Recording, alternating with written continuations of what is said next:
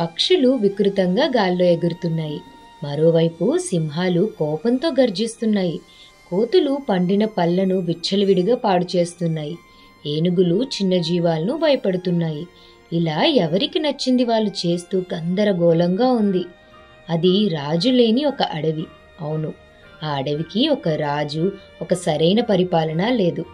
ఇలా కాదు, మనం రాజుని ఎన్నుకుందామని జంతువులన్నీ అనుకుంటాయి. ఒక సింహం అంటుంది, తరతరాలుగా మా జాతే అడవికి రాజుగా ఉంది, ఇంకా ఎన్నుకోవడం ఏంటి అని. గ్రద్ద అంటుంది, నేను ఆకాశంలో గాల్లో ఎగిరి ఎక్కడ నుంచైనా చూడగలను, నేనే రాజు అంటుంది. ఏనుగంటుంది, నేను ఆకారంలో అన్నింటికన్నా పెద్దదాన్ని, నేనే రాజు అని. వయసులో అనుభవం ఉన్న తాబేలు ముందుకొచ్చి, రాజు బలంతో కాక తెలివితో అనుభవంతో ఉండాలి, నేనే రాజునవుతా అంటుంది. జంతువులన్నీ నువ్వా అని ఆశ్చర్యంలో మునిగిపోతాయి. అప్పుడు ఒక గుడ్లగోబ, గొడవలాపండి, ఒక పరీక్ష పెడదాం, దాంట్లో ఎవరు గెలిస్తే వాళ్ళే అడవికి రాజు అని అంటుంది. కొండపైన అరుదైన అద్భుతమైన చెట్టుంది. ఎవరైతే వాటి పండ్లను ముందుగా అడవికి తీసుకొస్తారో వాళ్ళే అడవికి రాజు అని అంటుంది. మొదట అన్ని జంతువులు హుషారుగా వేగంగా పరిగెత్తటం మొదలు పెడతాయి. తాబేలు ఎలాగో నెమ్మదిగా వెళ్తుంది కదా, అందుకని తాబేలు వెనక్కు ఉండిపోతుంది. కొండ ఎక్కడం అంటే ఎంత సులభమా చెప్పండి. జంతువులు వేగంగా పరిగెత్తటం వల్ల అలసిపోయి ఒక దగ్గర విశ్రాంతి తీసుకోవడానికని ఆగిపోతాయి. కానీ తాబేలు నెమ్మదిగా ఆగకుండా నడుచుకుంటూ గమ్యాన్ని చేరుకుంటుంది. ఆ అరుదైన చెట్టును చూస్తూ ఆశ్చర్యంలో ఉండిపోతుంది.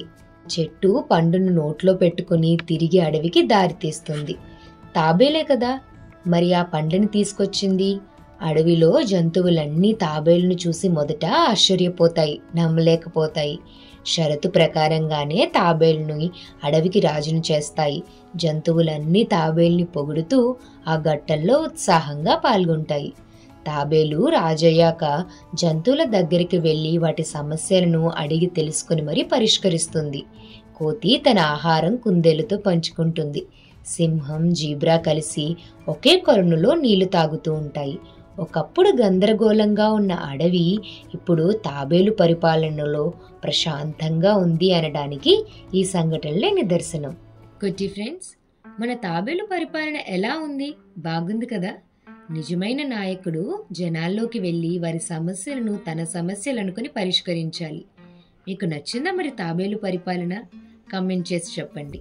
ఇంకొక మంచి కథతో మీ కుట్టి త్వరలోనే మళ్ళీ మీ ముందుకు వస్తుంది. అంతవరకు బాయ్, మరి మళ్ళీ కలుసుకుందాం. కుట్టి కథలు.